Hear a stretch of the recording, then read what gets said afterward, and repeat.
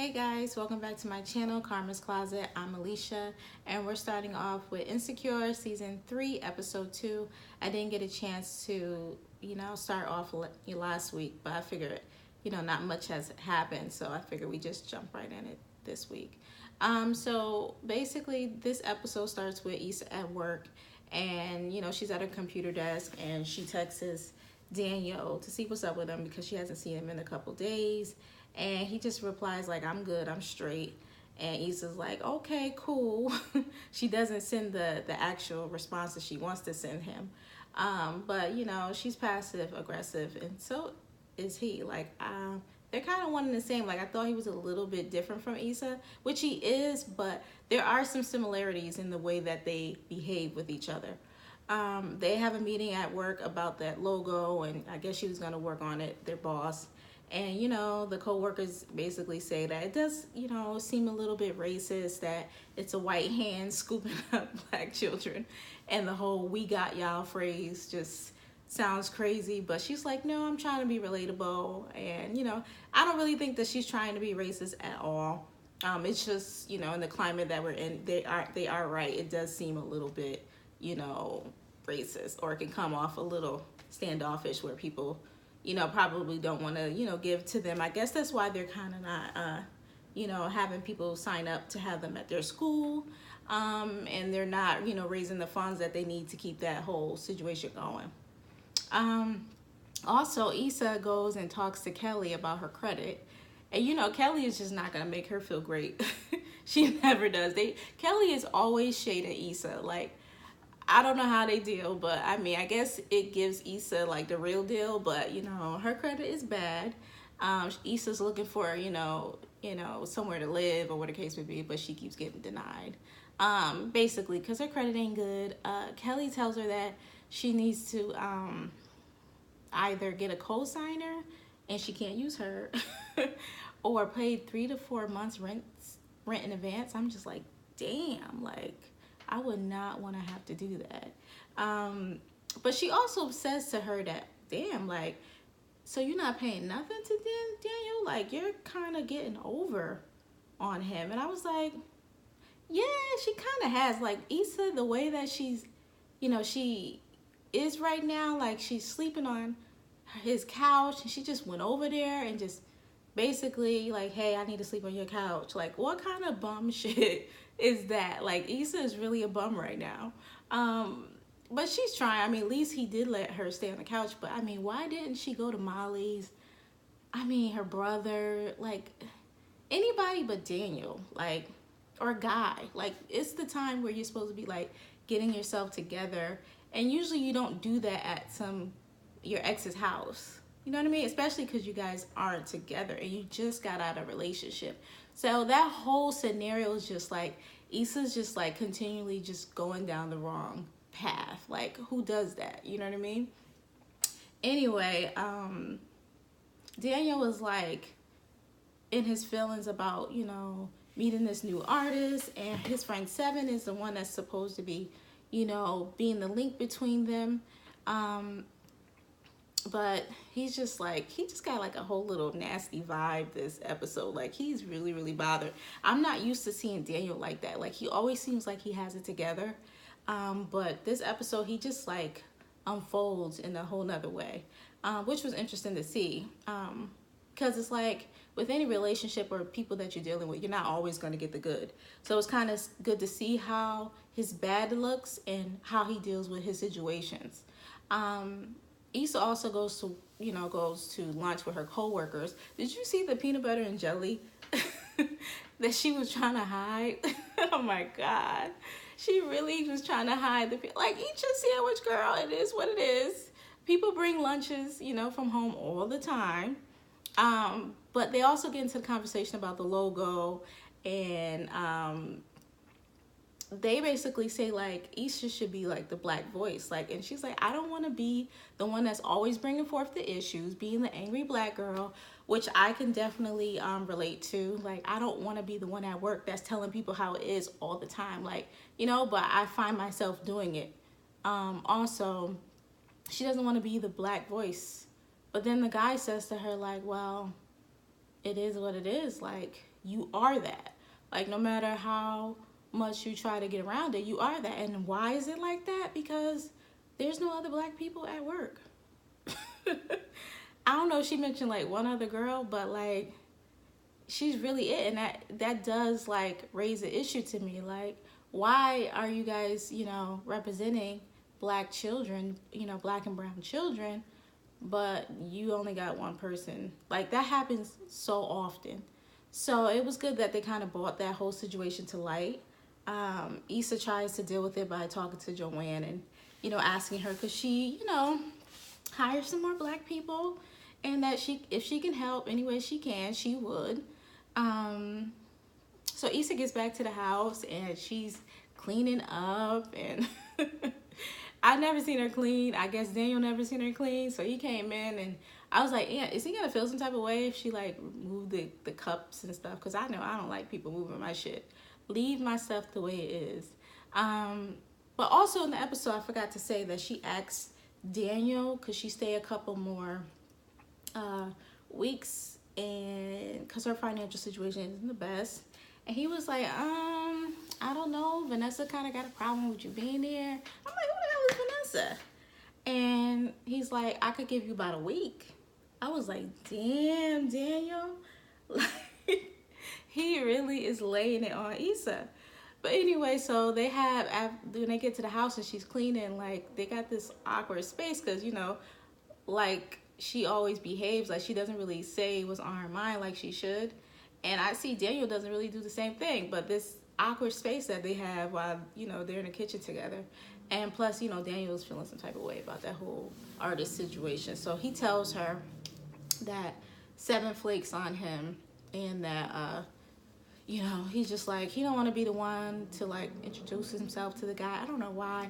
I mean, like, if you're trying to be an up and coming producer, like, that comes with the territory. Like, you're not gonna always have a middleman. You gotta get to it yourself sometimes. Like, forget 7, get out there and get yours. So Issa basically encourages him to go out there, and they go. They get to the club, and Daniel can't even get in. Like, his name is not on the list. They asked him like what his other name is. He was like, Daniel King. So Khalil walks up, and Issa's like, hey. And he's like, oh, what up, bro? Like, to Daniel, whatever.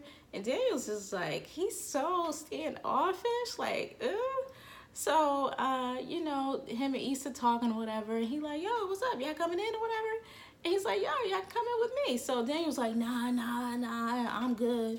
Like, what? His pride just got the best of him this episode. So he ends up going in, but you could tell he didn't really want to go in on his accord. Khalil's accord. So they go in or whatever.